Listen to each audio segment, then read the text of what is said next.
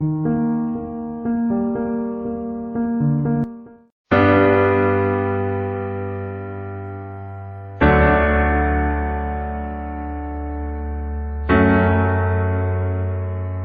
mediocre teacher explains, a good teacher demonstrates, and a great teacher inspires. A journey which began over 100 years ago. This is the story of Guru Har Gobind Sahib Khalsa College, also known as the Wonder in Rural Hinterland. Jagjeevanaram Ram Management Principal and Faculty of GHG Khalsa College of Education. Hope we all will have a great learning experience with you. Welcome, ma'am, and over to you. Thank you, Jocelyn Kaur, for a nice introduction. Of course, a quite detailed one.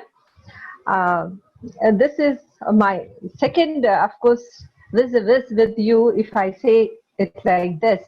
So first of all, my respectful greetings to your management people, Manjeet Singh Gill, President of your Governing Council, Sir S.S.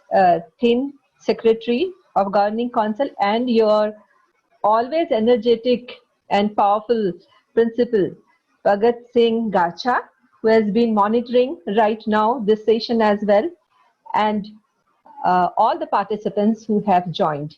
I don't know how whether in the first session those who have joined me, they are still with me or not. But let's hope those who are serious and sincere, they'll definitely join. Those who want to learn something and those who want to interact with me. Not saying much, I start my session by saying that you have to plan your work today and every day, and then work on your plan today and every day.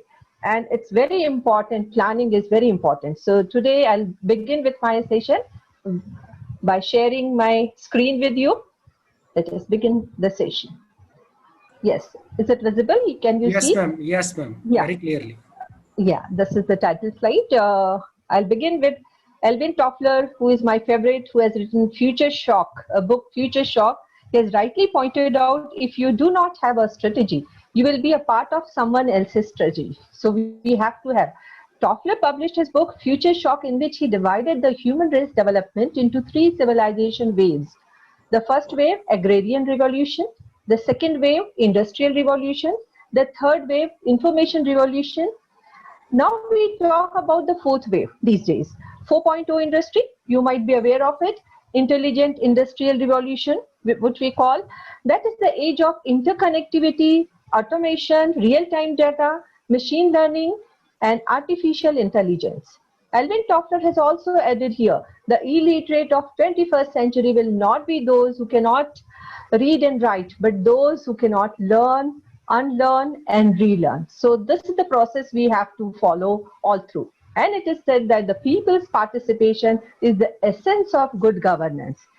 Governance and leadership plays a very important and crucial role in the quality culture of the HEIs, higher education institutions, on which NAC has put a special emphasis.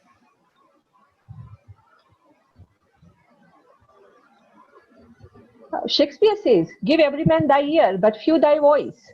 You can listen to everyone, you can collect the experience, but you can share your experience with the limited who learn, who are interested in listening. Here, this effective functioning of an institution can be gauged by the policies and practices it has evolved in the matter of planning, human resources, recruitment, training, performance appraisal, financial management, and the overall role of leadership. Criterion 6, governance, leadership, and management is the backbone of HEI's organizational culture. Keep it in mind, organizational culture is very important. It has a pivotal role in assessment and accreditation procedure. You will also notice that GLM, people talk these days in these terms, acronyms, governance, leadership, and management is primarily related to peer team visit? Yes. In this criterion, so we have already talked at length, and we know there are 7 criteria, and this is the 6th one I am talking about. And you have 100 weightage point here for governance, leadership, and management. Okay, and in all through across these criteria, you have some key indicators. Now, in this under this criterion, you have 5 key indicators which you can see here: institutional vision and leadership, which carries 10 weightage points. Okay, and the second key indicator, strategy development and deployment, also carries 10 weightage points. And the third one, faculty empowerment strategies, has a big share of 30 weightage points here. The fourth one, financial management and resource has financial management and resource mobilization, carries 20 weightage points. And the fifth and the last one, internal quality assurance system, carries important 30 weightage points. So in this manner, across these 3 indicators, the distribution of 100 weightage points are given, and we have to, when we answer these questions, these metrics, we have to take care that how we can answer our questions, so that, and how we can prepare ourselves, and how we can enhance ourselves all through these criteria. So let's begin with it. Now again a table. Narayan Murthy says, respect, recognition and reward flows out of performance, and performance can only be bettered by effective leadership and a systematic strategy. Here all these 5 key indicators have equal weightage points across the different types of HEIs. Now you can see 4 types of HEIs designated by NAC, university, autonomous colleges, UG colleges and PG colleges. You have 10 weightage points under institutional vision and leadership, the first key indicator, and these 10 weightage points are divided further into 2 QLMs of 5 points each. Since you have attended all these criteria, okay, till 5th one, so you must be aware of QLM and QNM. QLM stands for qualitative metrics, will be assessed by the NAC peer team, and QNM will be screened through DVB and will go for SGS, that is system generated score. So here we have nothing to do with system generated or DVB. We have here NAC peer team will take care of this. Okay, so we have 2 QLM here, of which carries 5 weightage points each, and this means you are supposed to answer 2 questions under the first key indicator, and if you go down the last column, you can see QLM and QNM in different numbers and weightage points. So in all, you can see all through these key indicators, we have 10 QLM and 10 QLM and 6 QNM. Okay.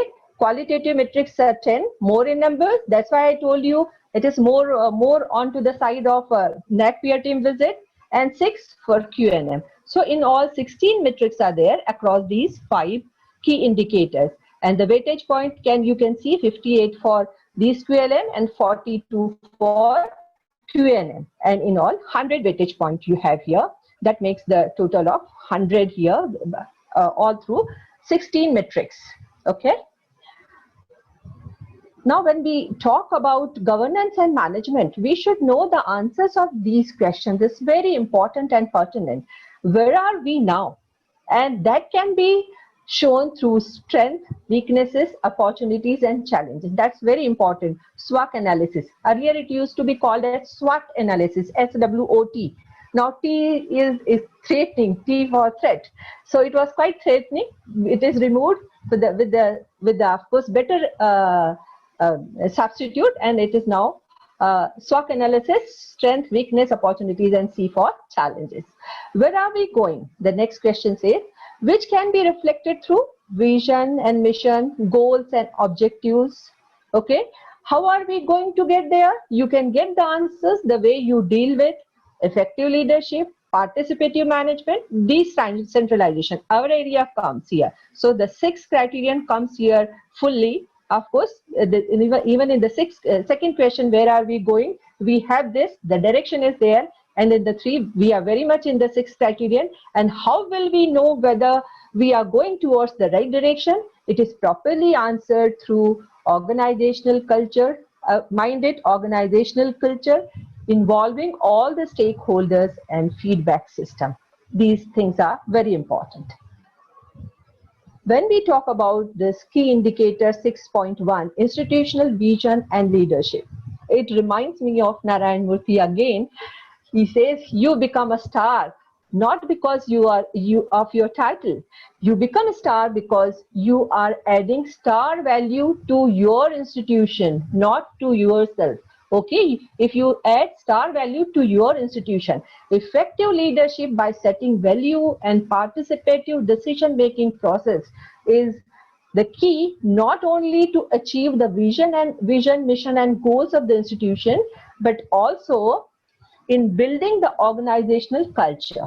Okay, why I am giving, of course, importance to this organizational culture, because it is related akin to our quality culture. The formal and informal arrangements in the institution to coordinate the academic and administrative planning and implementation reflects the institution's efforts in achieving its vision. Remember, your vision and mission and objectives should be displayed prominently on your official website. Keep it in mind, you should have a good official website, okay, and these things, vision, mission, objectives, should be reflected prominently in your prospectus or information brochure, and prominently displayed at the entrance of your institution. So you have to keep it in mind, those who are gearing it for the first time, that there should be a robust, impressive website of your college, and there you have to have your vision, mission and objectives, as well as vision, mission should be reflected in your prospectus, information brochure, or entrance of the institution, or in the principal's chamber or management's chamber. And NCC or NSS, if you have, you may have their own way, they may have their own vision and mission displayed in their respective departments. We can have this kind of system of governance. Okay, this is one sort of government, it's the governance system. Okay, but keep it in mind what John Carver says here. Governance is not about the budget lines, personal issues, equipment, approvals. Only functioning of an office is not really a good functioning. It is about values and vision and strategic leadership. So let's see how we can deal with it and how will we answer these questions or these metrics. So under this key indicator 6.1, institutional vision and leadership, which carries 10 weightage point, we have 2 metrics which I have already talked to you that they are both of them are qualitative metrics. Okay, vision and mission is the first one, vision, which you have to tell that how your governance, your institution's governance is reflective of or in tune with your vision and mission. And the second is the effective leadership and how you practice it through decentralization and participative management. Let's and I have already talked to you about the qualitative 500 words you have to give them. Okay, your answer wherever it is. NAAC peer team, to assess it, you have to give your answer in descriptive manner. Okay, in 500 words. Now, let's see the first one. Okay, describe the vision and mission statement. This you have to give here. And that under the vision and mission, describe the vision and mission statement of the institution or on the nature of governance, perspective plans, and participation of teachers in the decision-making body. So across these lines, you have to make your answer. Okay, and you have to give these 5 descriptions. Here, keep it in mind, the vision statement is the policy statement of the institution. It should always be short and to the point, as William Shakespeare says, brevity is the soul of wit. Vision statement is not normally changed for a long period of time. You can take it for at least 10 years, but it is advisable to review it time to time. A vision statement is meant to be a clear, definitive statement of what an organization wants to accomplish and what the world will look like once they have accomplished that mission. So you have to see these vision and mission, how they are different. And yes, this I've already talked, so I'll proceed. And these are the three areas which are really important: nature of governance, perspective plans, and participation of teachers in the decision making. So your answer for this first metric should focus on these three lines. As Arthur C. Clarke says, he's a British science fiction writer who is famous for Space Odyssey. He says the only way to discover the limits of the possible is to go beyond them into the impossible. Okay, and how these three areas, nature of governance, perspective plans, and participation of teachers in the decision-making bodies, are reflected in the vision and mission have to be delineated here. So here, let's have a look how you can make impossible possible.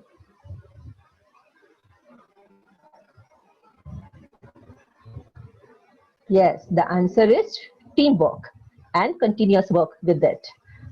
So let's talk first of all vision. I'll take up the vision, and I decided to take the vision of NAC itself. When I talk about the vision, okay, Fahrenfelder says that to be successful, you have to have quantity of quality, and here to get good grades, NAC grade, we should have quantum of quantity as well as quality. So NAC has emphasized on quality.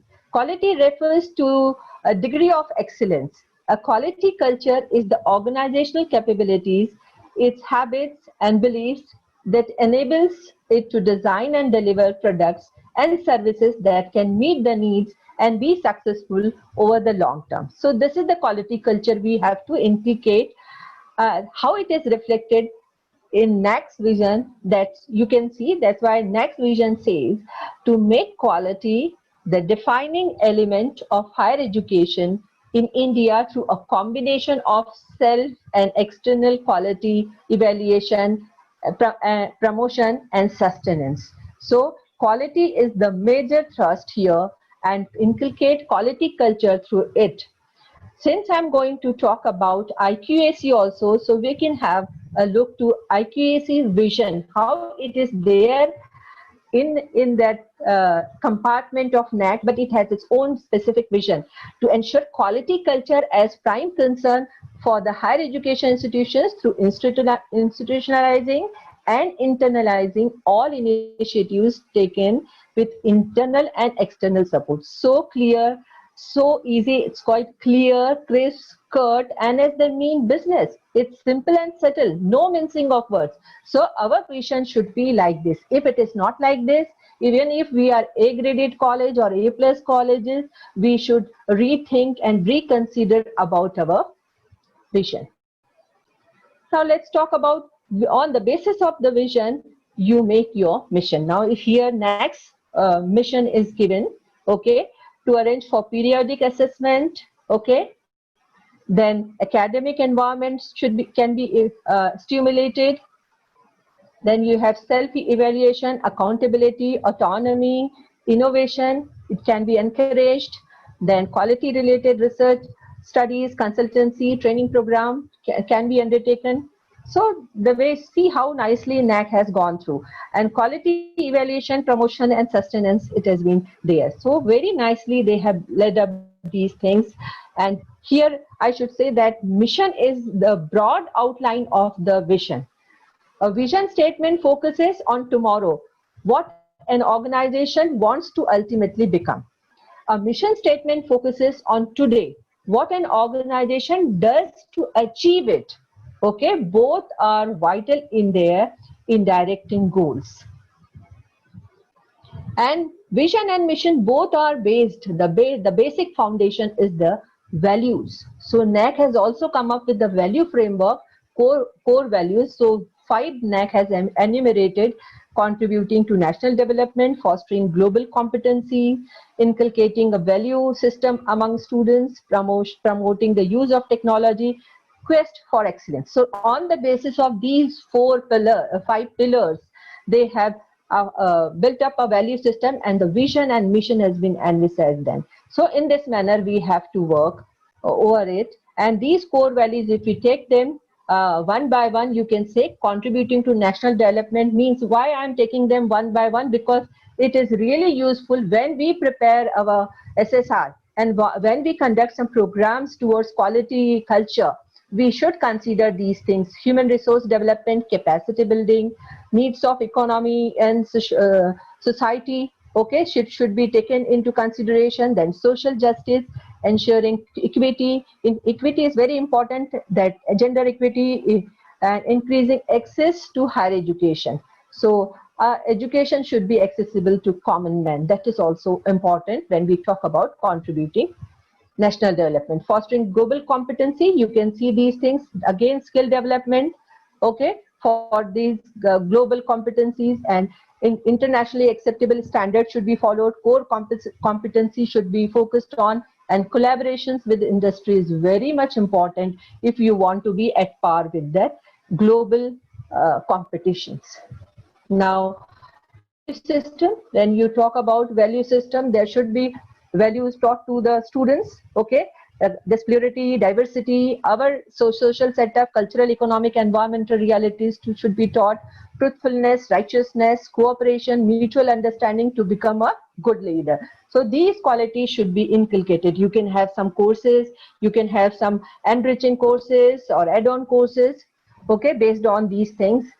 And promoting the use of technology, okay, that is very important. You know that how you can have innovative tools and techniques. Then take here for teaching, learning, then in governance, in academic development and administration. So ICT everywhere, across all the parameters, and it is very important to make a technology enabled effective institutional functioning. This is the ultimate aim, and NAC wants us to do that, to follow this. And all this documentation, data management, sharing network, all this can be increased, and you should have a good website, electronic data management system, resource sharing system, okay. So all this is there when you increase the use of technology. And quest for excellence, that you have to follow some steps, you have to have some system for it. Here I have taken one system with 3 steps. When you have the IQAC committee established and start preparing for SSR, then when you go through preparing your SSR, you can see your strengths, weaknesses, you can work upon them, challenges and opportunities as well. And you have to work continuously. You should not stop that. Yes, we are at the pinnacle and we cannot do anything. Now we are the best and we have nothing else left to achieve. This can never happen. Now I have taken one as a case study, vision and mission of a institution. There they talk about, you see why I have taken this, because there are some problems, though it looks of course quite clear. This institution is inspiring to have innovation, quality teaching and research holding high moral values, and it wants to become, this institution wants to become a leader and forward thinking institution. See, one thing is here left behind, that is the product, end product. We should focus our end product on our system. And you can see here this, you can compare this vision, old revised vision statement with the old statement. Now the new one is here. The revised vision statement has taken up transforming learners into leaders, which here they have missed. So they worked on it. In 15 they have actually the old one, okay, but in 2018, in 3 years only, they decided to think about it, rethink about it, and now they have come up with the new revised vision system. Similarly, they have the mission statement, the revised mission statement, okay, and you can compare the earlier vision statements. They have 3 points here, okay, inclusiveness, integrity, innovation, creativity. But here they have changed it into striving for academic excellence, knowledge enhancement, critical thinking capabilities, okay. Even the second industry sponsored projects they talked about, but here they are talking about industry academia partnership. So with a good nomenclature, you can add this thing, and Then they didn't talk about students here, but here they talk about them, that to make them lifelong learners, okay, grooming them like that. And a technical and teamwork skill, here technology enabled process and systems. So more or less they have taken the old one, but what was missed out they have incorporated. So in this manner you can also include, as Alvin Toffler used to say, change is not merely necessary to life, it is life itself. So we have to keep on changing. This is another example of a case study, but I will skip since I have talked at length about so many things. Here they also miss. This is an A grade college. I am not going to name the college, but they have. But I told you that in your vision you should be clear and you should have to talk about the end product as well, which they miss, but they try to cover up here. They start with enrich the students with knowledge, skill, and values. So likewise in their mission they try to cover it up. Okay, you can, so what you're going to write here in this, that you can tell that your vision and mission of the college is to provide holistic learning and to promote social inclusiveness and social empowerment. Okay, you can include also quality, equity, access in education, which is the government's policy. Okay, you can also tell how you include the management here. Management plays an enlightened role, okay, of involvement and collaboration with other stakeholders.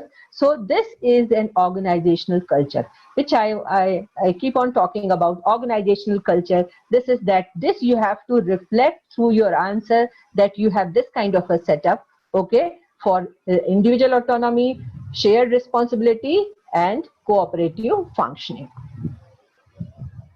Let us talk about the second metric, okay, that is the effect. They ask about the effective leadership here, okay, and decentralization and participative management. Let's see, we'll proceed here and see that this metric has again five qualitative metric. It's a 5 weightage point they have. So we are still in the first key indicator. This is the second one. Okay, I'll proceed. Here you have to talk about decentralization, and decentralization means the governance power is not in one hand. You see, quite often I used to visit the colleges as a NAC page, and you ask them anything, this is we decide and we place it before the principal and principal takes the decision. No, this is not the system.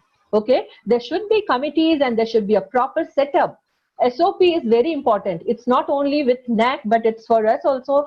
This government system is very important, and power should not be in one hand. Okay, in one hand, and the power is distributed and the responsibility shared at different levels. So everyone's participation and contribution becomes important. Policy of decentralization, as you can see, includes process of collective decision making, participative management, role of head of departments, role of faculty members, even role of students representatives. So this you have to show in your writing in 500 words. So all these things should be incorporated. I have taken one example. One very good college has taken this and give the example of participative management, which I have taken that in the initial slides. I talked about vision and mission, old and revised vision and mission. This college decided to do this, and how it is an example of participative management. You can see here through the date they decided to discuss on this. Then they have taken the alumni and alumni's feedback regarding this, students feedback regarding this date wise. Okay, and they finalize their statement and they put it before the management. Okay, and then ultimately they finalize it. This kind of a system should be there. It is not one person's idea that he decides to have something to the college, but it should be a participative management.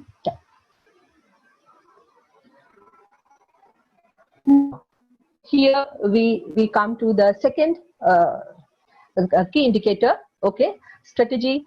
The next key indicator is strategy development and deployment, which carries 10 weightage point again. Okay, for all the HEIs, all 4 HEIs you can see, but here you have 3 metrics, 2 qualitative metrics and 1 quantitative, but the marks, that the weightage points are quite limited here.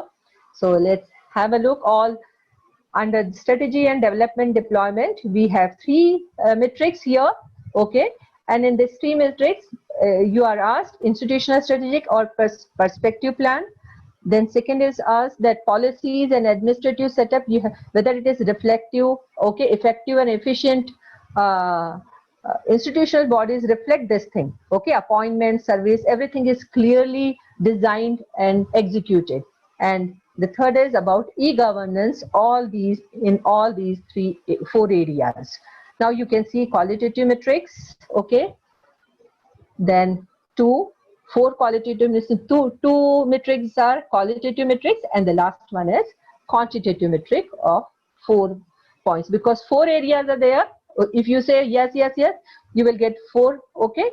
Weightage point here, which will be judged by DVV. The last one will be judged by DVV, okay? And another star. Now the star comes to tell you, see, in the first, when I was talking about curricular aspects, they were all the metrics were essential metrics. I talk about optional metrics and essential metrics, okay?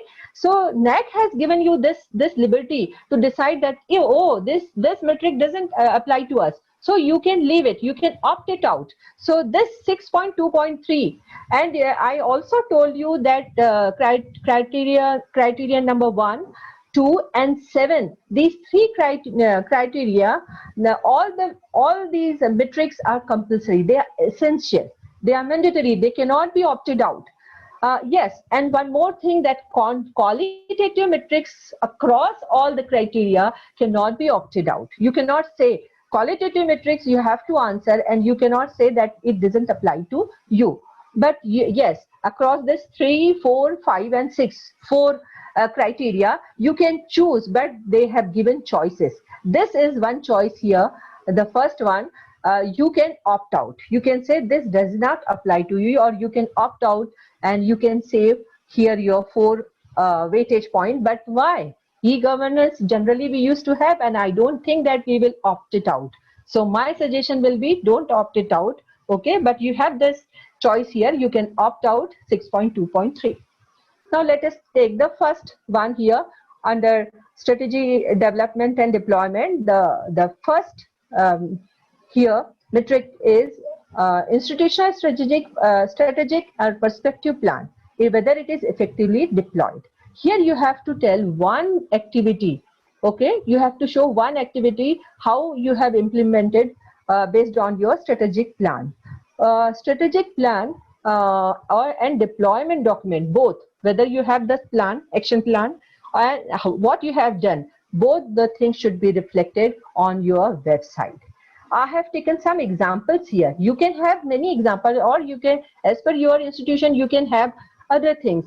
Industry connect, research collaboration, outreach programs. So any of these programs you can have, okay, for your college. The outreach activities actually is a kind of a practice, conducting practice, which is conducted for local public awareness activities through targeted community reaction or interaction. Okay, one college I visited, and they have the area, the region which is known for high quality turmeric.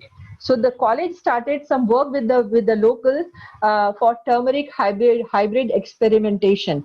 That is a college in Erode, VCW college. So this kind of activity you can have, okay, but it should be reflected through your perspective plan. I'm going to talk about the perspective plan. The marks are of course limited here.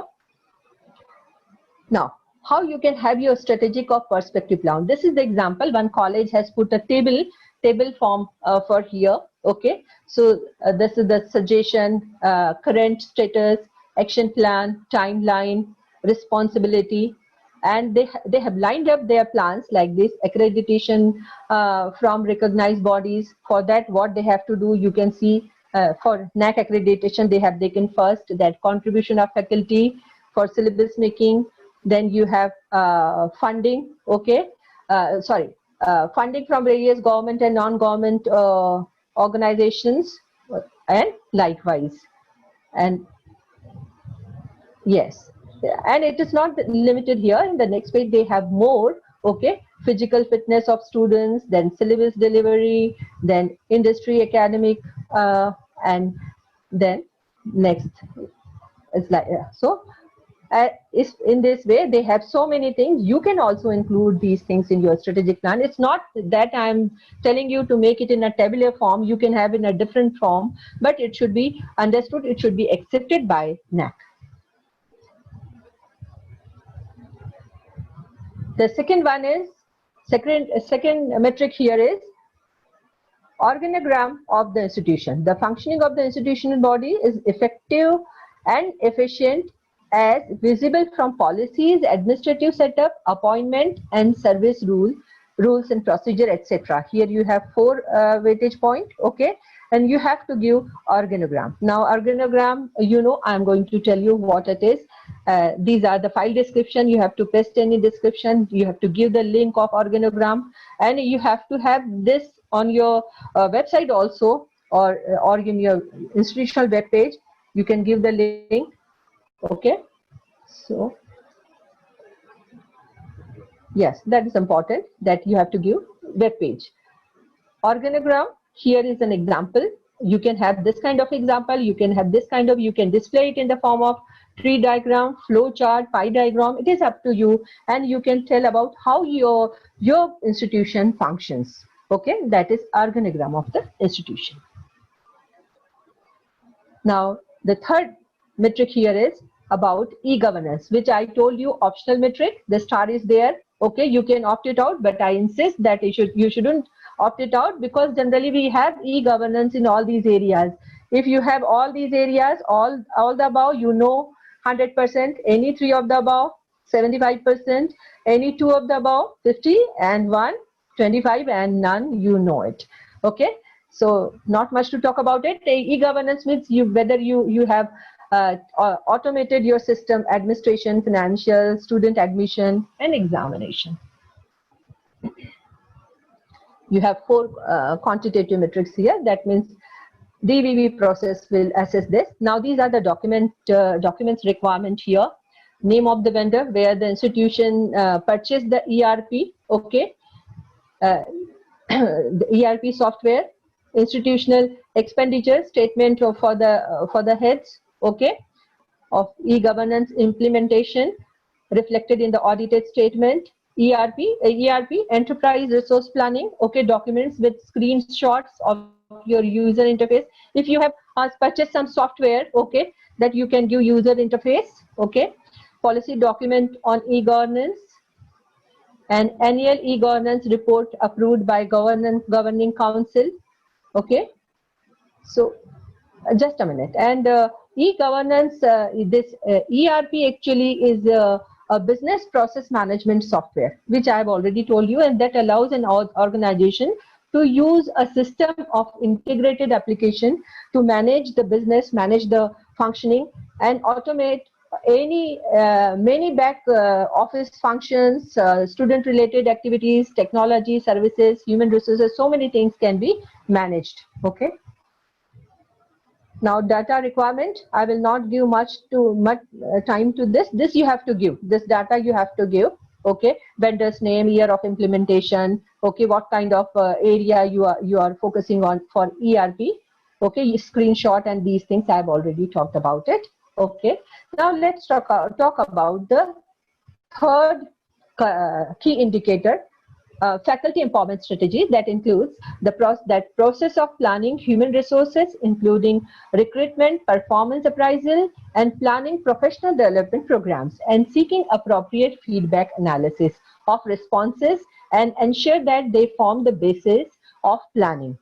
Effort should be made to upgrade the professional competence of the staff, and there should be mechanisms evolved for regular performance appraisal of staff. So faculty empowerment is a very good area where you can see that we have very good chunk of weightage points, 30 all across all the 4 institutions, and we have 5 metrics here, 2 qualitative metrics and 3 quantitative metrics. And these metrics can be, these weightage points can be easily availed, easily can be got by the institutions.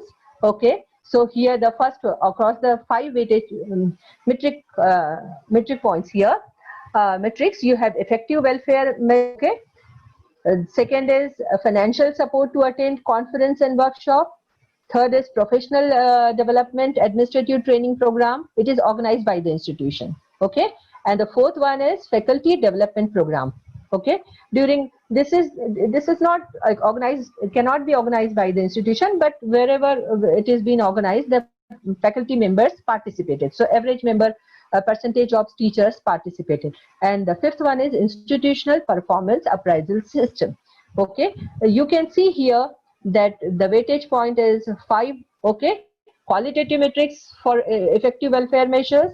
Then we have 10 for percentage of teachers availing financial support for conferences and workshop.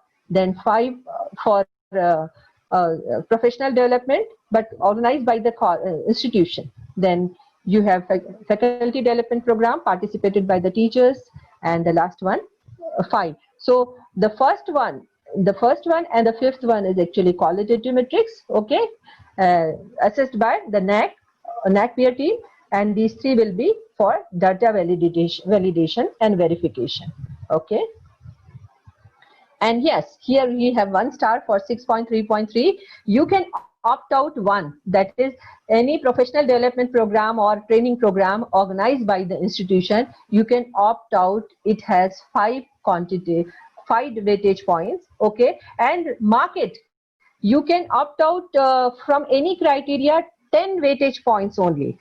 All across the criteria you have choice of 3% or 30 weightage points you can opt out, but in one criterion you can opt out just for 10 weightage points, that too from the quantitative metrics. So this is assigned as an optional weightage, okay, optional metric which you can opt out. And even I don't think that you should not opt it out, but if you feel like, you can opt out this. So let us talk about the first one, welfare measure. It's very easy, and here management, principal, other people also come into the picture, because welfare schemes should be floated by the management, by the institution. It can be for the students, for the alumni, for the staff, for non-teaching staff, but here it's very particularly they ask that schemes for teaching and non-teaching. You have to give the description. I have given 2, 3 examples here how you can have welfare measures here. Group accident insurance you can have, interest-free loan for your staff you can have medical subsidies, or you can have something if any ward of any teaching staff they get 80% or 90%, so their education for some years, or for professional education you can sponsor, the college can sponsor. That can also be a one example of welfare measure. Okay, it's not compulsory that every college should do this. It is, you have to decide, you have to discuss about it, and you can think about the welfare measure. And you have 5 qualitative metrics here, 5 weightage point for it. Now the next is regarding average percent of teachers who are getting financial support for attending conferences and workshop, or for membership, okay, during last 5 years. So it's easy, quite often our staff members go to attend conferences and workshops. It is, of course, these marks you have to give the data template, and you have to give papers related to it. Okay, and there is a formula also, number of teachers, total number of teachers divided by total number of teachers multiplied by 100. It will be per year's percentage, and then it will be changed into 5 years percentage as per the formula, and you will get, perhaps this is the area where you can get, and these 10 weightage points will be really a very big weightage point which will help you, and definitely you can go, almost all the colleges should focus on it. Okay, and here are the documents required. Okay, policy documents on financial it is not that the teachers can say yes, we are getting money or financial support. You have to prove. Okay, policy document of financial support to teachers for faculty development program. Okay, you have to give the document where your policy document is. Means in your perspective plan, in your decisions, Okay, in your meetings it has been approved. List of teachers received financial support for FDP. This you have to give. Okay, with proof, concrete proof. Audited statement highlighting financial support. So in your statement, your financial statement in budget, you have to keep aside some financial support to teachers for their faculty development, and it should be reflected, and it should appear in your audited statement also. If you are putting it in your budget but you are not investing that money, then again will be in question. Okay, and cash vouchers cannot be accepted. They are not documental proof. Keep it in mind, all the institutions, please, that cash vouchers anywhere across the criteria, they are not accepted as documental proof. So here also they will not accept it. You have to give a concrete documental proof. Excuse me. And now comes to here is the third metric, where you have professional development program or administrative training program organized by the institution, and which you can opt out. Okay, but I insist that you better not opt out for it. These are the data requirement.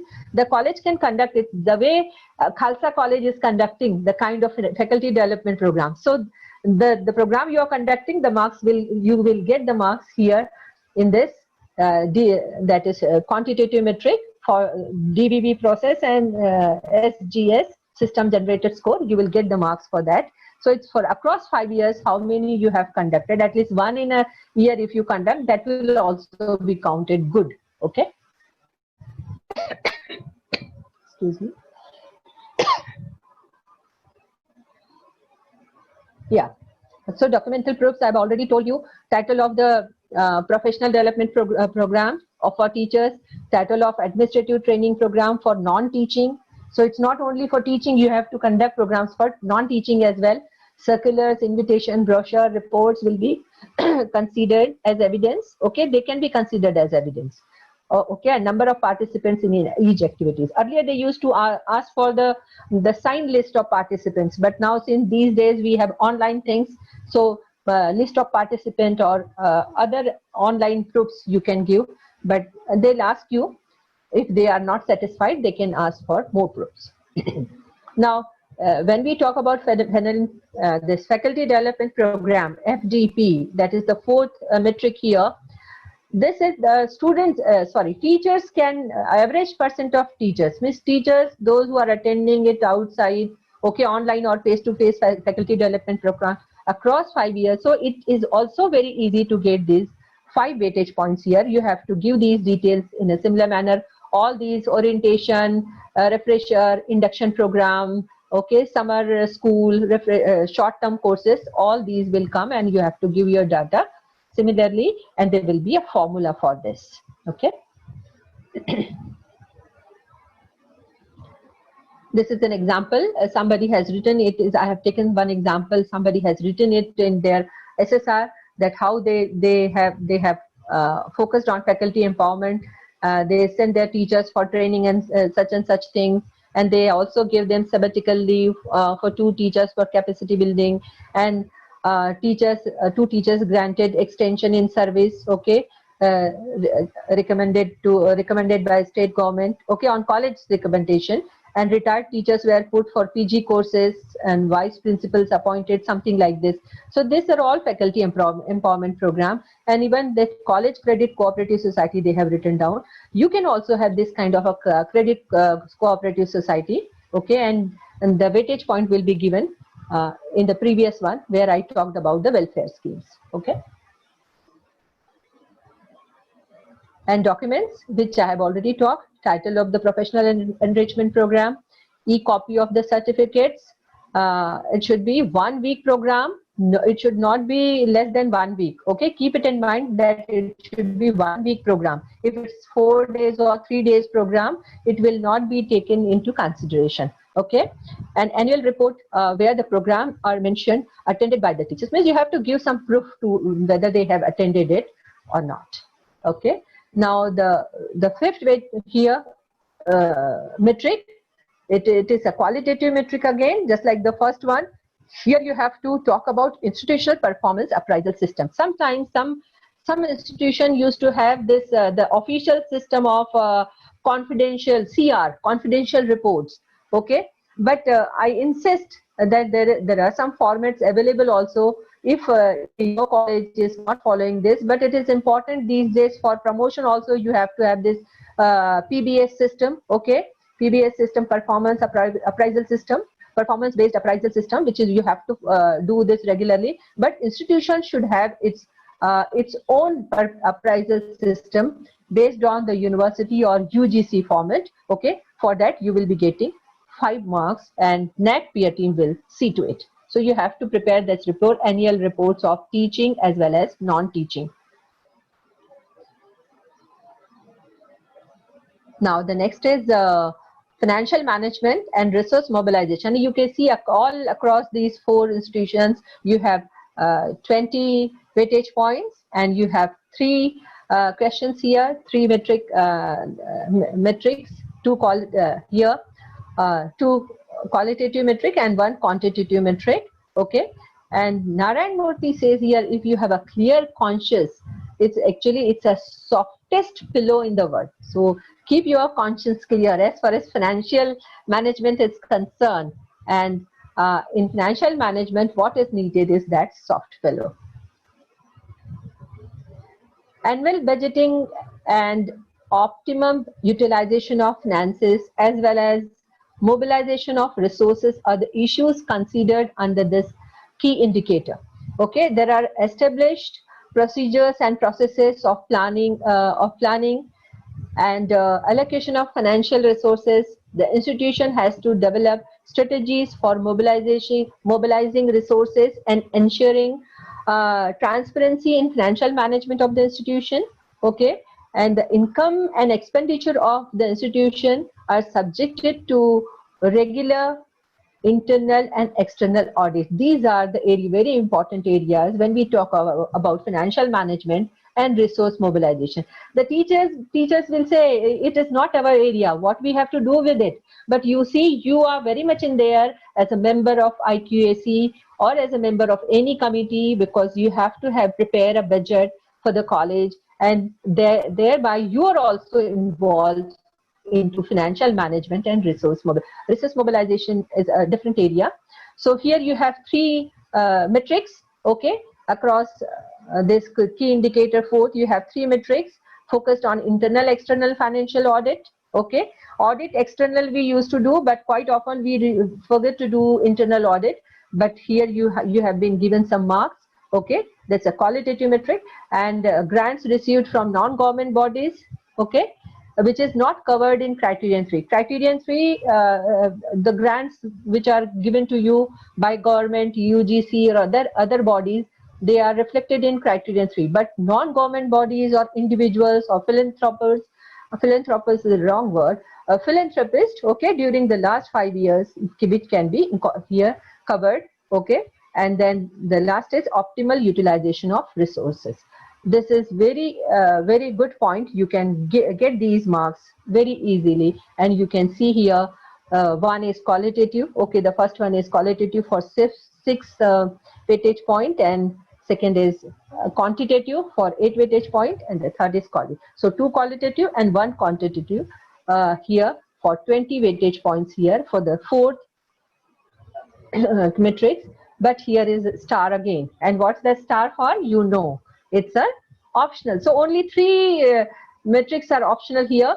And yes, I can say this, you can opt out if you don't have any donations from other institutions. So this, you can save this 8 weightage point, and I'll suggest that you better go for this, and you can opt it out, and you can get these they can be adjusted somewhere else. You see, it is not that if you opt it out that marks will go and you'll get these marks. No, it can be then adjusted and decided as per their system. So I will not talk about the system right now, but you understand that you can opt it out, but then you can avail those marks somewhere else. Okay, now internal external financial audit, the first one in this key indicator, under this key indicator, financial management and resource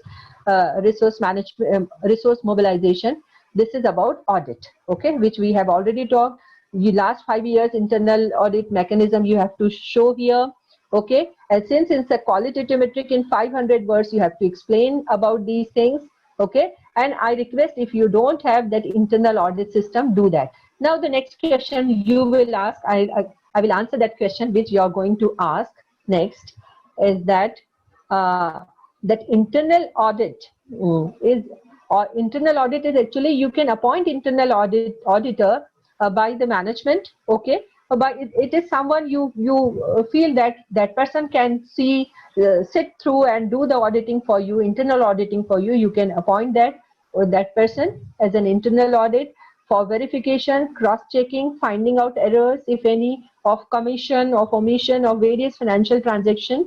Okay, and external audit, this is compulsory. This is a part of us, means you cannot say no to it. It's the system, and every college used to go for this. Okay, for external auditing, since the education department is there to take care of this, and external audit is conducted by statutory auditor certified by chartered accountant. Okay, and external audit is mandatory. Yes, that all the institutions, those who are affiliated, they actually have this external audit system. Okay, but for internal auditing, you have to develop a system. You have to have a kind of an internal auditing system. For that, if you need to want to know more, I can discuss about it, but let's go to the next one. Okay, that's about grants which you received from non-governmental bodies.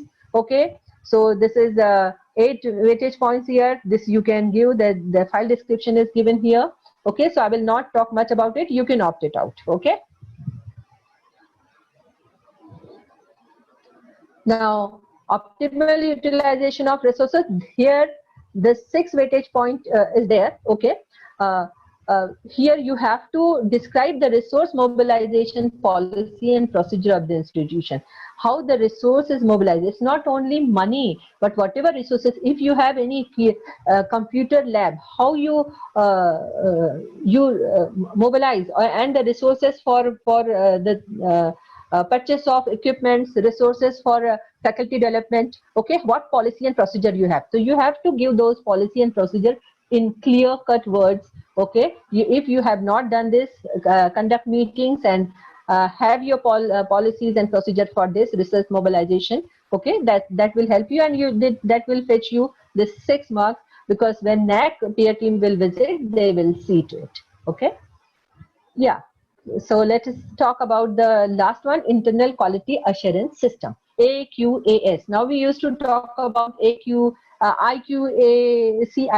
We are very much accustomed to, but it is IQAS system. Okay, Narayan Murthy comes to my help here, and he says valuable advice can sometimes come from an unexpected sources, and chance events can sometimes open new doors. So you should not close your doors. You should be open. You should have this kind of a system. In the process of first accreditation and during preparation of SSR, self-study report, the HEIs undertake and introduce many new quality practices in the institutions.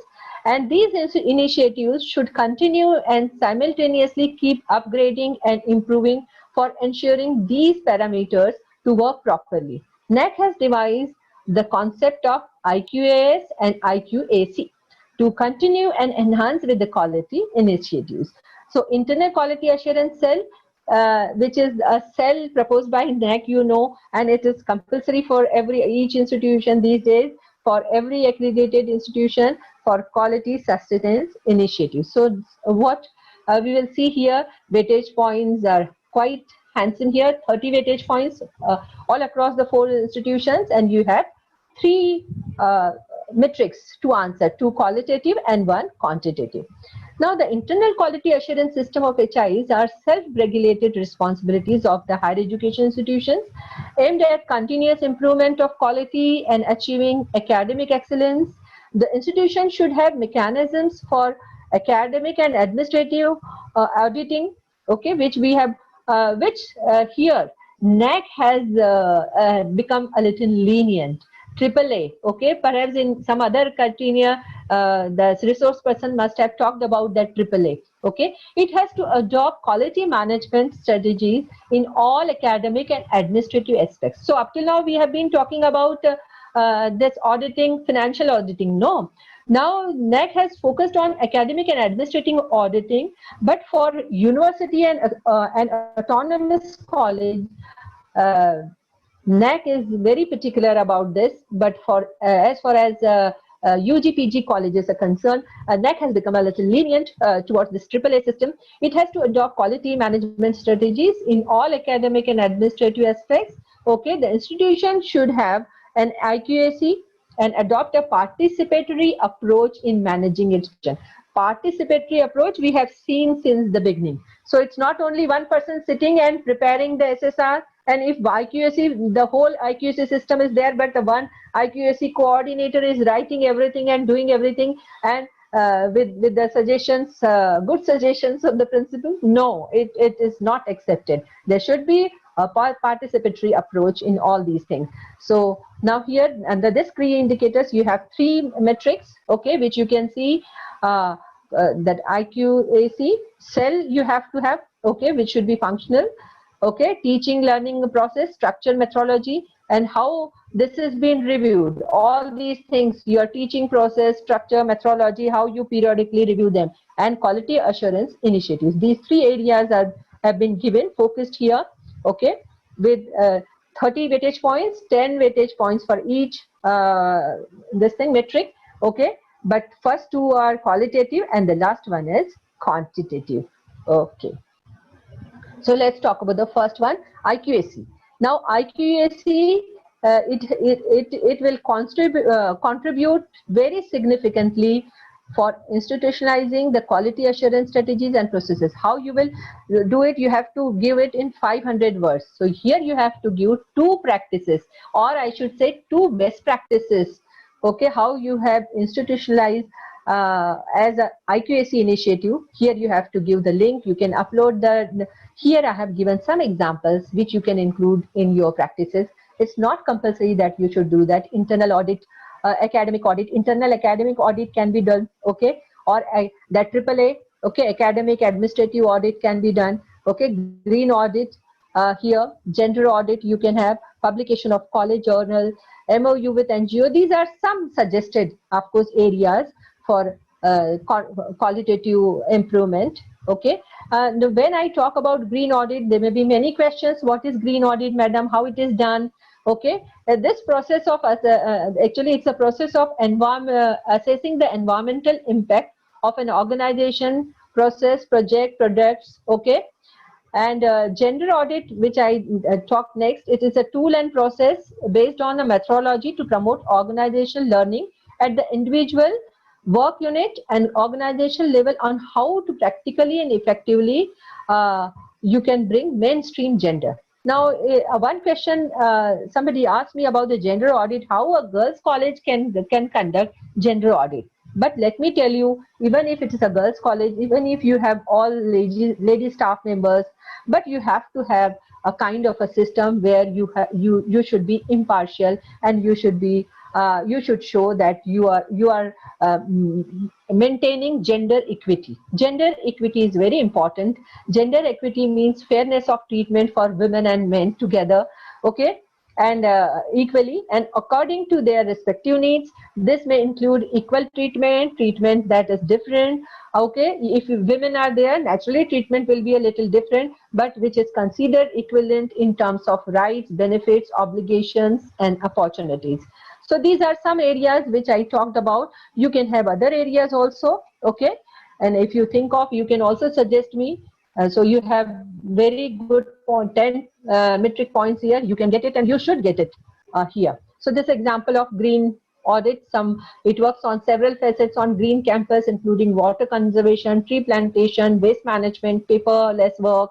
Paperless work also comes into it, alternative energy and mapping of biodiversity. Let me tell you, you have to hire an agency. And here on your screen, you can see I have included two agencies which you can hire. I am not advertising these 2, but they are easily available. You can do it. But this involves, of course, a good chunk of money also. So Green Mentors is one, Spectro is another one, which can help you to have this green audit or environmental audit as they say, okay. And one example I have taken from your area only, that green audit report of a Central Bureau, Central University of Punjab, Bathinda, Punjab, which they have written down. I saw their report. They elaborated on all these areas: water management, energy management, okay, waste management, green management, and everything. But it should be, you see, when you talk about green audit, when you talk about, then how carbon footprints you have, how you are managing these things, okay, all these things will come. How this carbon dioxide is generated by the institute, how it is being utilized, how they are compensating it. So it's some technical questions also come into it. So it should be done by an agency. If you are doing auditing, it should be done by an agency, which perhaps this Central University has also not done. But it should be, if it NAC requires that, that is, you cannot give an essay type answer that we did this, we did that. But institutions can of course show this, but it is better that they should hire some agency. Okay. Institutional review and of teaching learning reforms, the second one. Okay, so whatever teaching learning process you have all these years, so it should be reviewed by IQAC. Structure, methodology of teaching. Now this methodology of teaching is changed drastically. Now we have switched over to the online method these days.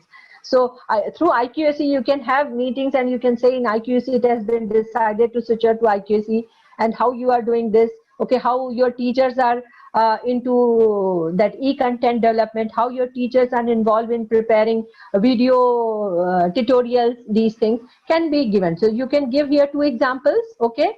Again, it is a qualitative metric. Keep it in mind. You have to give your answer in 500 words. NAC peer team will visit. These are some examples, some suggestions I have given. You can have online practice exam. Then you have creation of class blog.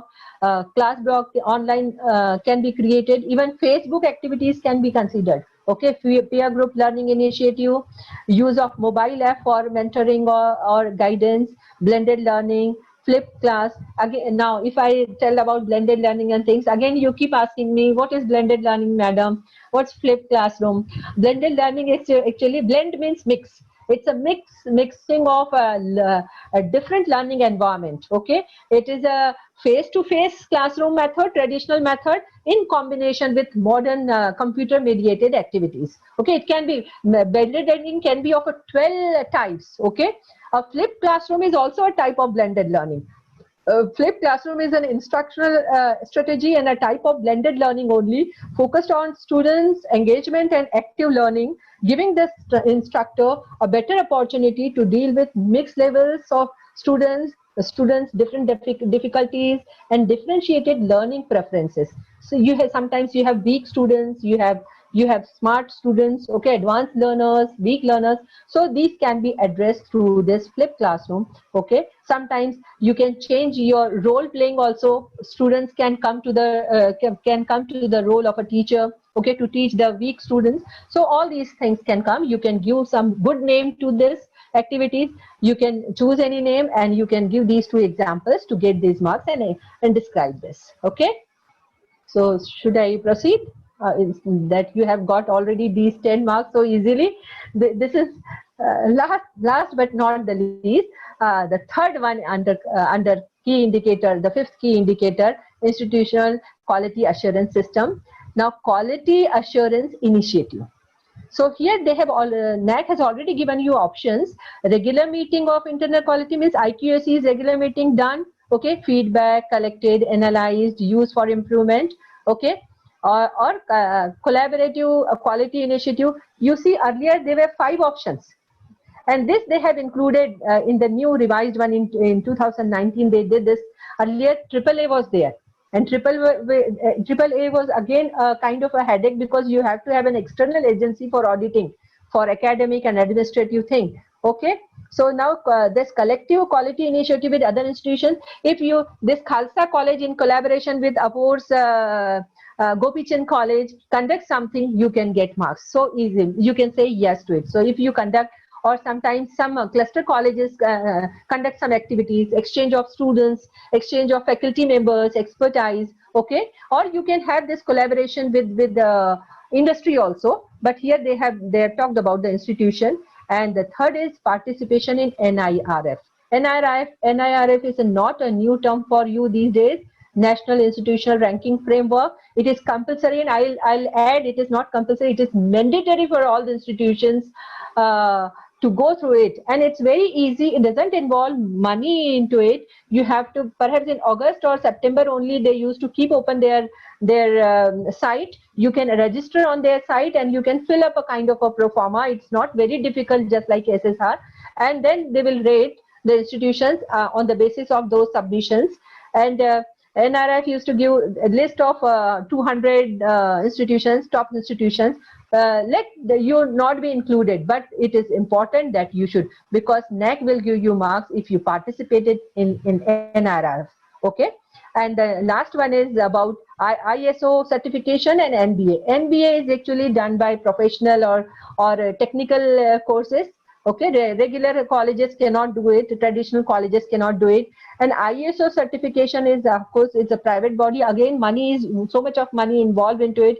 But I have seen in South Indian colleges in the South, they go in for ISO certification. If you don't do it, then you see there are options. All of the above, if you're doing all of the above, or any three of the above, any two of the above, one of, so accordingly, you can here judge the benchmark also. Also in this manner, you can get marks here.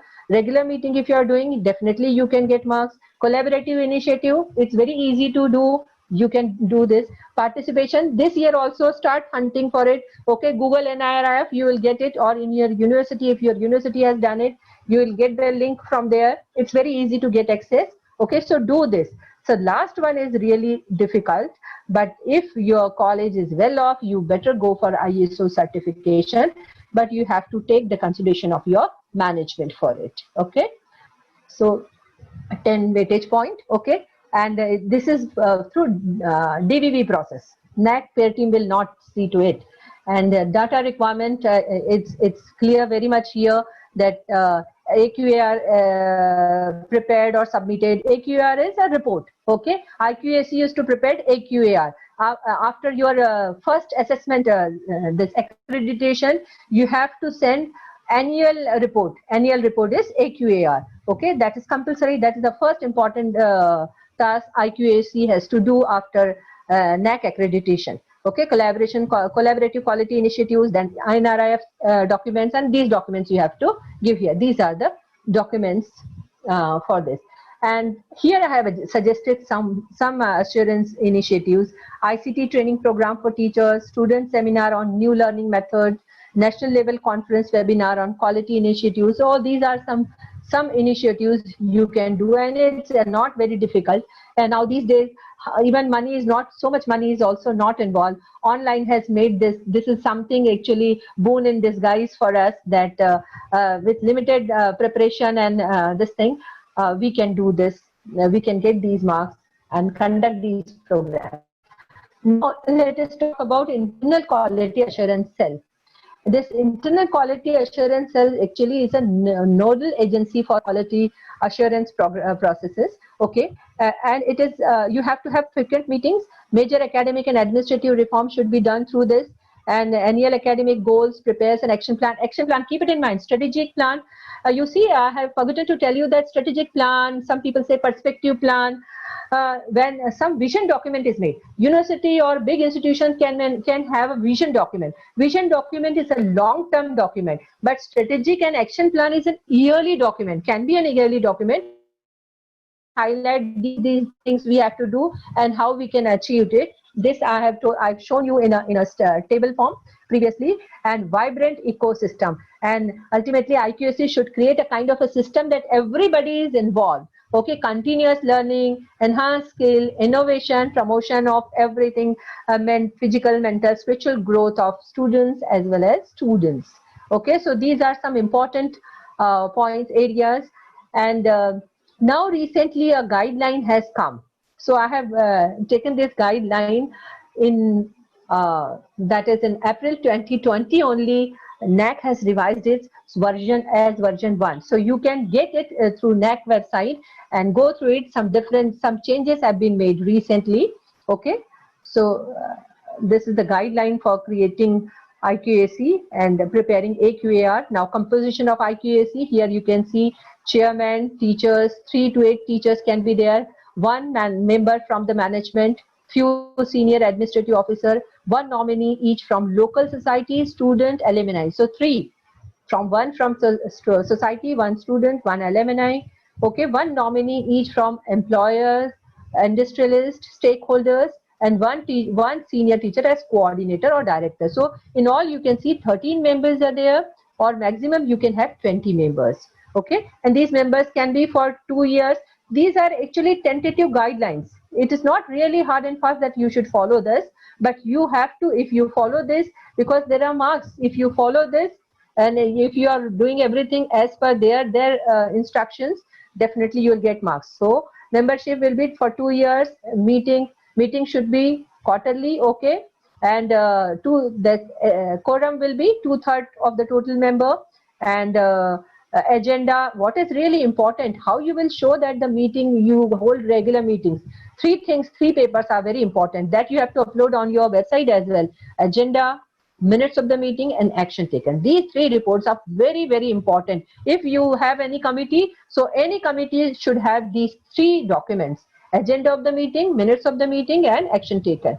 Okay, so here also it is important, maintained electronically, which can be retrieved. Okay, and it is advisable to change the coordinator, that everybody should actually participate. That's why they say in 2 to 3 years, but it's really difficult. If somebody is trained as a coordinator, it's really, really difficult to change that coordinator. Even we think to at least for two assessment, we haven't even changed, but it's better, it is advisable if you have capable persons, so give chance to them also. So every 3 years you can, 2 or 3 years, you can change your IQAC coordinator. Now your coordinator, see, he should be a smart person. He or she should be a smart person. He should be able to do all these things. You can see teaching, learning, everything comes under it. Okay, so you can see research, student centric, social involvement, technology, then committee formation, feedback, everything comes. So IQAC has become a kind of a monitoring body in the college. It's very, very important, and its role is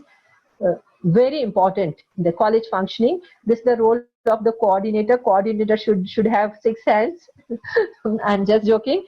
He should be, he has a major role to play. Okay, and he has to ensure all the effective functioning of the IQAC college. All institutions, activities, and objectives should be achieved, okay, through it. And he should be a committed person, sound knowledge of computer data management, and effective communication. These 3 things should be, of course, there. If he is appointed as an IQAC coordinator, he should be dedicated and devoted person for this work. We used to call wedded to the work. Okay, and these are the strategies of IQAC. The procedure: you have to ensure timely, efficient, and progressive performance, academic, administrative, financial tasks. So it is not only academic; everything comes under it. Okay, then you have quality of academic research programs. That is very important. Research program, now these days we used to publish papers, so you can have a kind of a system where plagiarism can be checked. Okay, you can have a committee for that. Okay, then you can optimize modern methods of teaching. Okay, credibility of evaluation procedure. Okay, whatever procedure. And CIE, in the first curricular aspect I talked about CIE, continuous internal evaluation. Okay, so for that also NAAC is responsible. NAAC is responsible for everything, maintenance of and functioning of the support structure and services. So everything, from furniture, from the of course this infrastructure, to the quality, okay, to the brain of the college. But the last one I have put a star here. This is a research sharing, networking with other institutions in India as well as abroad. It's very important because you have good weightage point here. So every institution should actually initiate to have a kind of collaboration with Indian institution, or you can have some collaboration with foreign institutes as well. Okay, through IQAC only. And function of IQAC is to, of course, this I will not benchmark. You have to have the quality benchmark and parameters. Should be learner-centric atmosphere. Feedback responses should be conducted, and 4 types of feedback responses. And do one thing: you do all these feedback responses through your website. You can have a kind of a tab there for feedback responses, and student, parents, and teachers and stakeholders can put it there. So it will be in a retrievable form. It will be in software. It will be easy for you to prepare a report also. Okay, and knowledge dissemination, intra-institution workshop, seminar, documentation is very important, and institutional best practices. And then NAC also asks about the best practices. Now NAC asks only 2 best practices. Doesn't mean that you should have only 2. You all across this criteria, you can have 2 or more best practices. But out of those best practices, of course the top one, okay, which you can think that will be the really worth one to fetch the marks, you can give as 2 best practices of your college. Maintenance of institutional database, your website and other things, and quality culture. Okay, and since we talk about this preparation of AQAR, so preparation of AQAR, not for the new colleges who are now entering into SSR. First they have to prepare SSR, and after their accreditation, exactly after 1 year, they can submit their AQAR. So it is like this. There are some frequent asked questions: what, when, why. Okay, this AQAR is yearly report prepared by IQAC, but it should be submitted, that whole academic year's report should be submitted at the end of December, which the time is given. If in the month of June your session ends, you are given 6 months time to prepare, but it's better that you immediately, as your session ends, you immediately prepare your AQAR. You have to wait for the results. As soon as your results come for that year, you can put it. It is also an institutional database. An overall picture of the institutional growth is actually AQAR. It's a systematic data analysis with respect to various quality improvements, and a functional IQAC and timely. These 2 things. This is called MIR. Functional IQAC तो बना लिया पर काम कुछ कर ही नहीं रहे. Don't do that. Okay, and timely submission of AQAR. This is a minimum institutional requirement. If you don't do that you cannot go for next accreditation system. This is very obligatory. This is actually mandatory. Okay, and these 3 things are important. AQAR must be a part of annual report. So you should have an annual report of your institution, and AQAR is a part of that annual report. And you know, this annual report AQAR should be approved by your statutory body. It should be CDC or governing council or any body. It should be approved. It is not that IQAC has prepared AQAR and it is sent to NAC. No, that report should be approved. It should be a part of annual report, and it should be approved by your governing council. This is important. And institution may also be advised to make a tab. This, you know, that on your institutional website, you have to have a tab like this, okay, for records, peer team report, AQAR, certification of NAC and other things. Okay, this perhaps you know. Now this step, I'll skip it. That is IIQA, how you can upload it, submission process. Then you have to give the fees and IIK submission. But IIK submission is again go through this verification process, and questions are asked, and then you get clarification, accepted or rejected. There is a process. Okay, and you see, innovation has no limits. So I have suggested you so many things, but you can imagine something which is really appropriate for your institution, for yourself. You can have new ideas also. Okay, and don't do any work like sarkari karmachari, sarkari kaam, sarkari tarike se karte hue. Don't do it. Do it wholeheartedly. Put your head, hand, heart into it. So for that, I request, since I'm very long, but I request you to watch this video. This will at least help you to prepare your SSR. The success of IQAC depends upon the sense of belongingness and participation from each segment of the cell, and creation of quality circles. Develop a passion for learning. If you do, you will never cease to grow. So there are 3 things. Keep it in mind, and I do it. Encourage instead of criticizing. Understand instead of judging, and initiate instead of waiting. Okay, don't wait. If somebody is not doing it, do it. So with that, I come to the end of my presentation. Thank you. I don't know, it needs a lot much of courage to bear 1 hour or more than 1.5 hours session. So thanks a lot. I'm going to stop sharing. My name and address and my email ID is there. So some people have some questions, and some people are still asking me questions. My phone number is with WhatsApp, so that is there. You can get a screenshot and you can jot down my phone number or email ID is easy. So with that, I conclude. I know there may be so many questions, but I try to answer your questions during my deliberations only. So I'm stop sharing my screen now. Okay. Okay. So I'm stop sharing my screen. Yeah. Thank you so much, ma'am. Yeah. Thank you, ma'am. It was a very organized and systematic presentation. In fact, each and every point was clear, and I think there are very less doubts this time. Actually, when we were giving the Paramarsh, under the Paramarsh scheme, we were going here and there. So there were certain doubts which you have cleared today, and I hope other participants are also as much enlightened as we are feeling. But still, there are some queries. We'll be taking them. Before that, Dr. Pargat, is there something you want to say?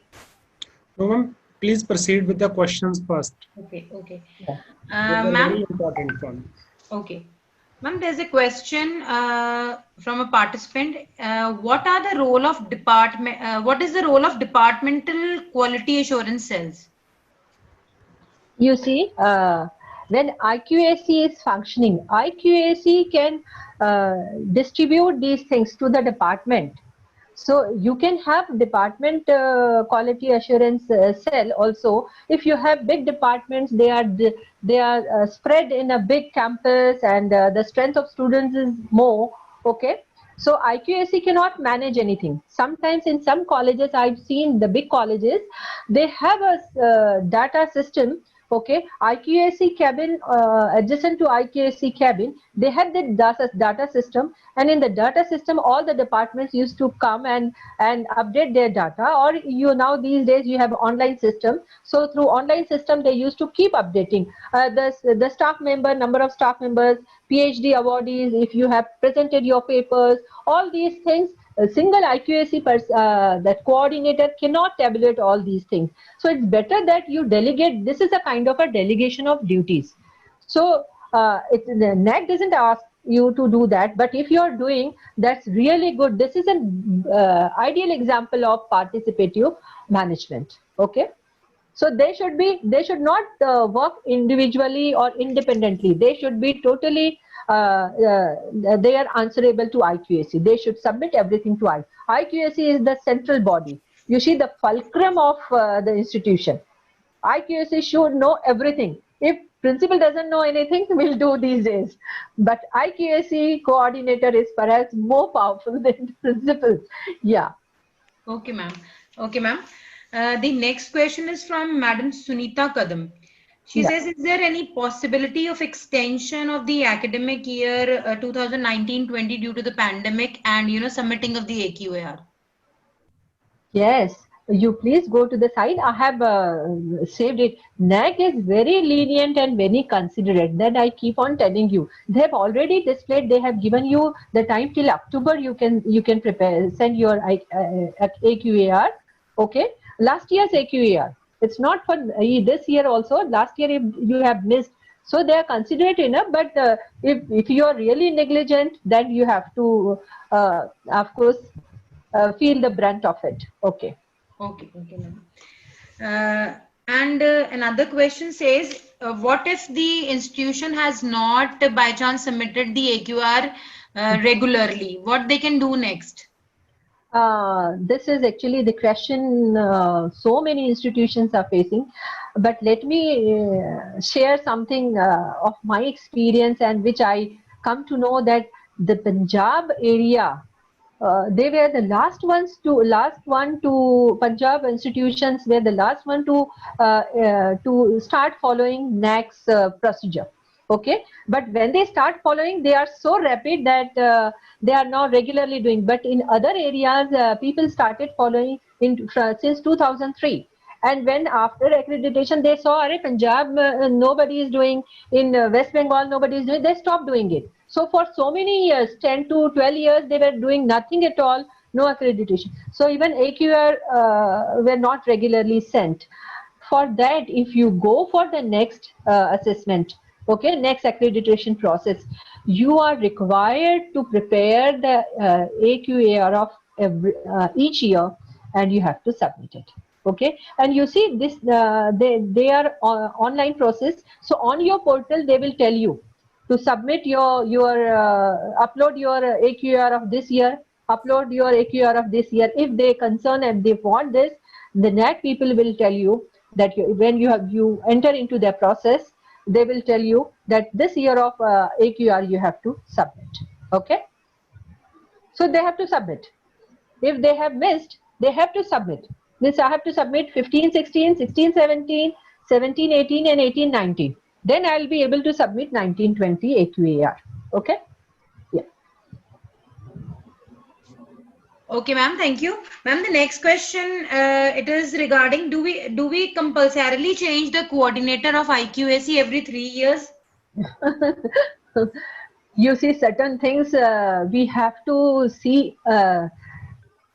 We are individuals. We are different institutions, so we have different requirements. That's why I told you these are only guidelines. It's not really feasible to change in 2-3 years. Even we don't. Even I am not doing it. It's been perhaps the second cycle. The same IQAC coordinator. There is a problem of language also. If you have this Punjabi medium or Gujarati medium college, then only some handful of people know English well. Okay, so again, it's a challenge. The IQAC coordinator should be, of course, well versed in English, because he has to answer those, or he has to coordinate things. Okay, so it is up to you. It's only a suggestion. It is not compulsory that you should do it. Okay. Even I have in my college for 10 years, this will be the second cycle. Okay, he is doing it. Okay, one person is doing it, and I think that he knows everything and he can coordinate. It is very important that he is coordinating with all the departments, all the committees, and all these things are tabulated nicely. So one person should have good management skill and good administrative skills for that. Yeah. Okay, thank you, ma'am. Dr. Guneet, can you take up the other questions which are coming up? Yeah, thank you, ma'am. Ma'am, there's another question by Dr. Minati Saha. How to develop internal audit system? Yeah, a very good question. Internal audit, you can develop a kind of a pro forma, okay, and you can assign through IQAC only. You will develop that pro forma, okay. Focusing on all the areas of your infrastructure, your teachers, students, alumni, everything. Okay, you think about it, make it in a question form. Okay, and some external person you can call, or faculty member, or some person who is known in the academic circles. You can call, and you can appoint a body, okay, committee for it. They'll come and they'll check how many computers you have, what kind of a software you use, whether you update your software. So more or less it is like a small SSR activity. You have to do it internally. Okay, for that you can develop, as far as in my state, it is my university has developed, okay, this AAA system, but they say if you want to have this AAA, you have to pay the fee of 50,000. And the committee will come. You have to prepare this thing. This is more or less like SSR. Okay. So this is one system, but this is an external one. For internal, you can have, as we have some experts in IQAC, and those experts we used to make them internal auditor for our this academic auditing. Okay. So they do it. And the report is placed before IQAC. IQAC considered it, and then IQAC prepare a recommendation report and place it to the council or to CDC. It should be a process. IQAC is not an ultimate body. It will consider all the reports, and then it will prepare a recommendation. That recommendation should be placed before the CDC or the council, okay, and the council should okay or put their signature. Okay, it's all right. Okay, that can be done. This is a SOP. Systematic procedure, okay, operating procedure. Yeah. Thank you, ma'am. Ma'am, Okay. there's a common query from 3 to 4 participants that a 1 week program, it means 6 days or 7 days program, or calculation is in terms of hours of training. Very good question. Here also, I can be a part of. Means sometimes 5-day program is taken as a week's program. Okay, because MHRD in our university, if any individual college is doing something of a long program, if that FDP or workshop, they don't consider it. They say unless and until that MHRD is doing that, conducting it under the UGC scheme, it will not be accepted. Okay, so they don't accept it for the promotion.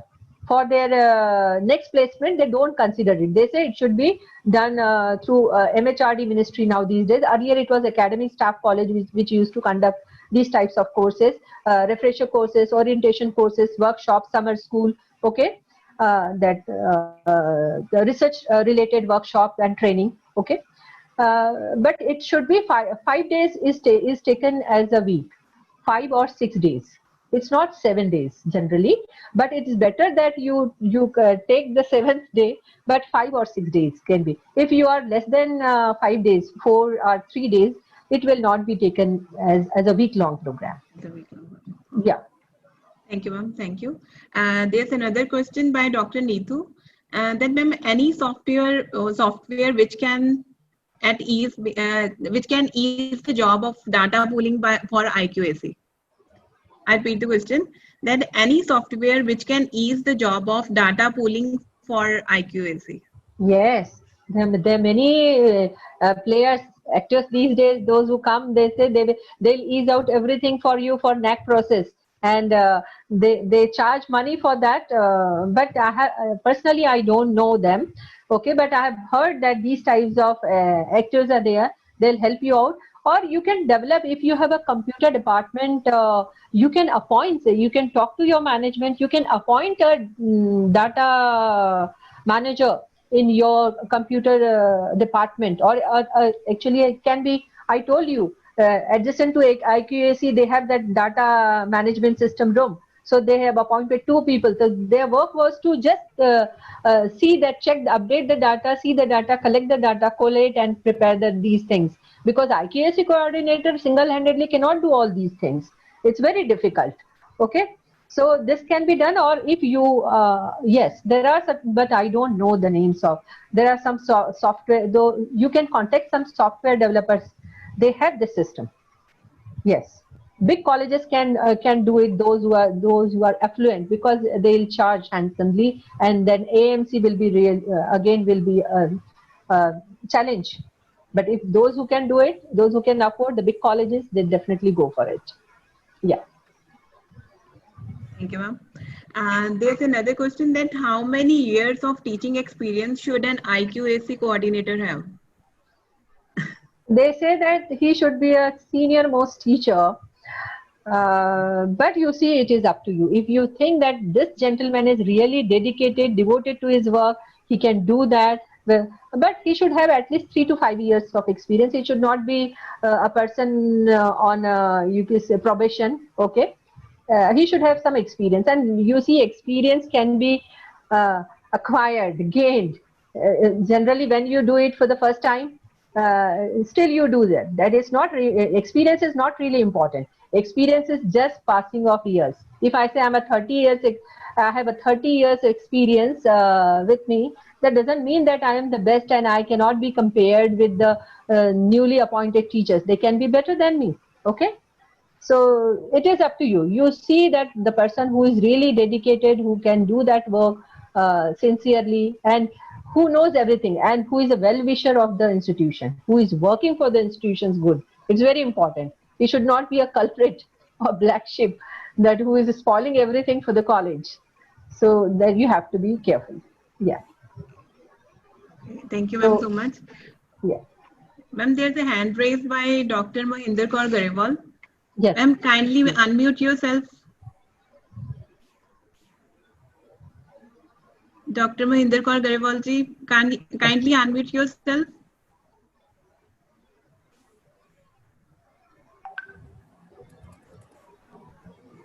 Okay. Yes, ma'am. Good evening, ma'am, Jyoti. Good evening, madam. क्या बोलते हैं चरण स्पर्श madam on Sure. that day also, Yeah. I want to tell Mr. Dr. Garcha that we are friends, Yeah. me and Jyoti. And the thing I want to point out today is Yeah. that the comment you have given regarding Punjab, that we Yeah. were late in this. Yeah. I have 35 years of experience of a government college, Yeah. and this college is my area, rather my college. Yeah. Because I am in governing council of alumni of the other parent institute, and we at a time we were having this NAC accreditation at Yeah. S Government College of Science Education and Research, Jigaon, and GSG Khalsa College Guru Sar Sudhar, which is a big rural institution, and I had the privilege to study for some time in that Yeah. institution. That is why I'm always there for them, and I was the member. I am member of IQC of that college also. Okay. And also GCG Ludhiana, where I retired as principal, and I was head of the botany department, and also old student of the college.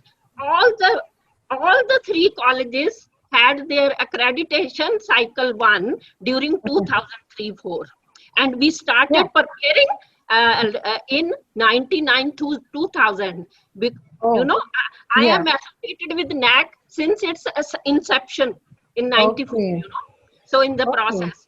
Then Yeah. later on, although I am a sarkari, I have been a sarkari karamachari, but according to you, so I have visited so many colleges Yeah. as PPI nominee, interacted with so many peer teams, and then Yeah. being academic consultant, have been to many colleges of northern India. Yeah. But we started the process at the same time at which Maharashtra and other states were No, doing. Maharashtra is Because also I quite was late. involved in the Yeah. process directly. I was involved Yeah. in the process Yes. because we faced the peer team at Science College, and we faced the peer team in GSG Guru Sar Sudhar. I was there up till 11 p.m. in GSG Khalsa College Guru Sar Sudhar there. And this is a brilliant college, this education Yeah. college. They I got very understand. high grade for that is why they have got this Pramarish scheme. And all the maybe these new teachers may not know me, but all the most of the staff members, sometimes they are our old student of Science College Jigaon or this college. So Yeah. don't take this impression that Punjab was late. Rather, Yeah. I think a bit ahead. Yes. Yes. So I wanted to. I accept your defense here. Yeah. Limited colleges, madam. Those who are really good, they went for it. But the regular or traditional colleges, those are private colleges. Even in Maharashtra is also a little bit late. Some few Yeah. star institutions, they went for it immediately as soon as the Yes, ma'am, we did a comes survey through. in Yeah. Delhi Yeah, office. yeah, NAT yeah, office yeah. Delhi. We did the whole survey, and still there are thousands of institutions. You know, Now, 45,000 approximately colleges are there.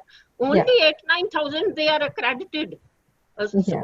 So much of work still remains to be Still done. remains. And Even in rest, Maharashtra, it is the same. yeah, Maharashtra, much, Yeah. so many colleges of Maharashtra. I Yeah. have the complete list. I love Maharashtra because my childhood was spent in Bombay. My father was in MES. Okay. So, Okay. feeling very happy to talk to you today. Yeah. Thank you, madam, for telling me Thank this. you, yeah. Principal and Madam Jasleen ji, for giving me this opportunity to see my friend. I'm You're really always happy. I'm so elated to see you here, madam. And you're so active. See, madam is so vibrant. Yeah. GSG Khalsa College group of Yeah. colleges is very dear to me because Yeah. my village is Saraba, very near to Sudhar, Shaheed Kartar Singh Saraba. He's the greatest martyr. He's the youngest martyr of India, you know, for freedom of our country. So, thank you very much for delivering such a nice speech to my college. Thank you, madam. Thank you. Dr. Mahendra, ma'am, you are equally sweet and equally dear to our college And we all know you. You're one person who's known by everybody in this area of Ludhiana and Punjab. So, ma'am, you Thank don't you, have ma'am. to say that only the newcomers don't know you, the old ones. You're very dear to each and every person of GHG Khalsa College, Guru Sir Sudhar, ma'am. Thank you so Thank much, you so ma'am. much. Love you. Thank you, ma'am. Moreover, Manu ma'am, we have saved some asset for face-to-face interaction with our mentee colleges. Yes, And exactly. respected ma'am is one of them. Yes, So we ma'am. have saved some asset for face-to-face interaction, ma'am. Yes, Thank ma'am. you. We'll be needing your help more because you are very close to us and we'll be needing you more often, ma'am. I am always there for these Ma'am, we colleges. know These that. are We my know. colleges. Yes, ma'am. Thank you so Thank much, you. ma'am. Thank Thank you. you. Thanks a Thank lot. you. Thank you. So nice to have Madam's input. It was really wonderful and really laudable. But southern colleges did it fast as compared to the colleges in Maharashtra, and P-Star colleges started doing it. Good, but now it's mandatory. Each one of the colleges, they have to go through the snack process. Okay. Yeah. Okay, madam. Thank you. Yeah. Thank you so much. So nice of you. And there's another hand raised by JP Mola. Yeah. So kindly unmute yourself. Sir JP Mola, kindly unmute yourself.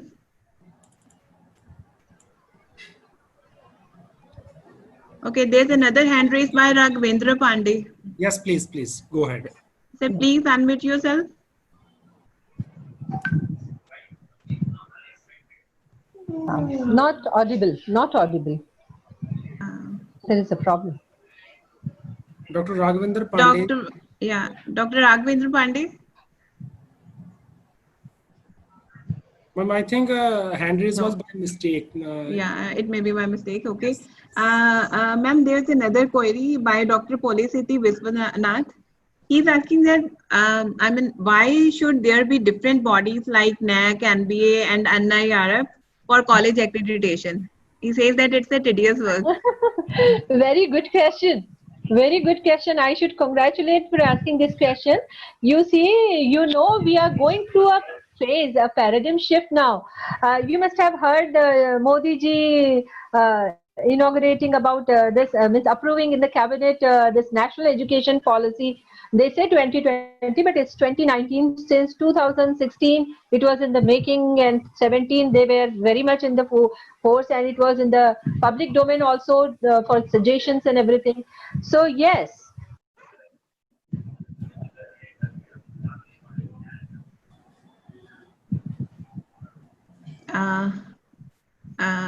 Jyoti ma'am, sorry ma'am, you have muted yourself. Please kindly unmute. Okay, I'll Yes. I haven't done it. It has been done by. Okay. So even this Kasturi Rangan's committee has also realized that there are so many accrediting bodies. There should be one NBA, even AICTE, NCERT, all these curriculum making bodies also. So they have come up with a different this thing. It will take some years to solve this problem. It's in phase manner they will do it. Even UGC will disappear, will have some other name. Okay, UGC is going to assimilate it to another body. AICTE and these things will change in the new system. In the new system, so many things have been changed, and the focus is from the basic education, when the child is just 2 to 3 years of age. That is to be taken into consideration. That means your KG education, nursery education is to be considered, is to be focused, so that you can have a holistic kind of an education. So there will be a big change in the offering. And what you said is right, that how many accrediting agencies we have. Even NAC, you see, when I talk about the vision and mission, they have put one option, that they can work as an leading agency, and they can hire that accrediting bodies. They can they can outsource people, then assign accrediting agencies to do assessment in future, because it's really difficult. Now what NAC is doing is, it's a mammoth job they are doing. There are so many institutions, okay, thousands of special institutions and universities, and nearly lakhs of institutions, private institutions, government institutions. So it's really difficult for NAC also to do it, but still now it is doing it, but there will be a change.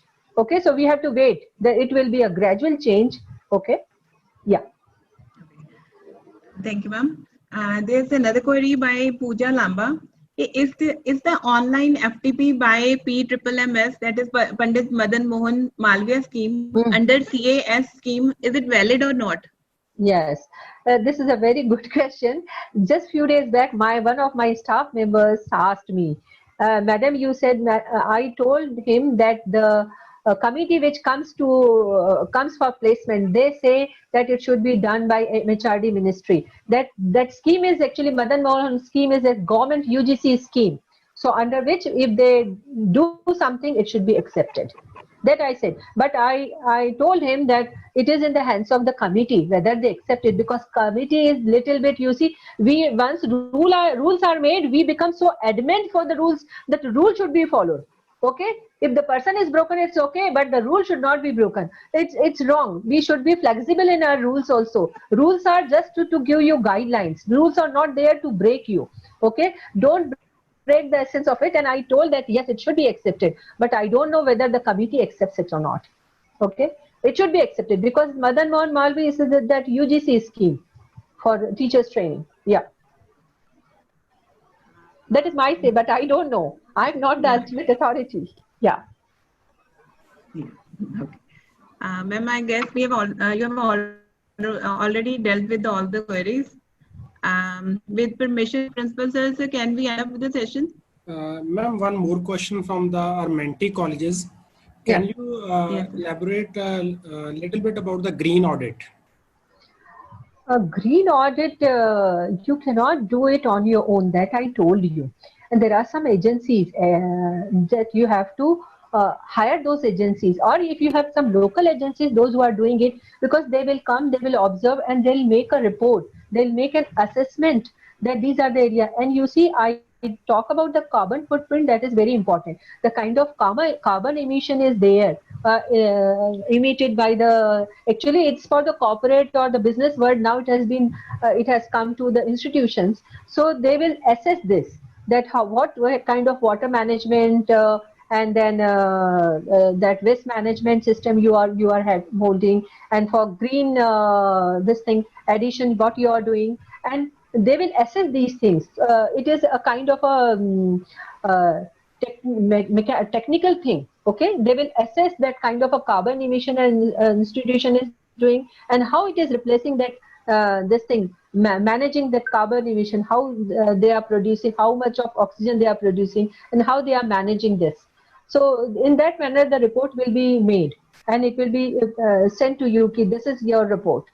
Otherwise, we can send, as your Bhatinda University has done. They have not called for any external auditing agency, but NAC will not accept it. That is my say.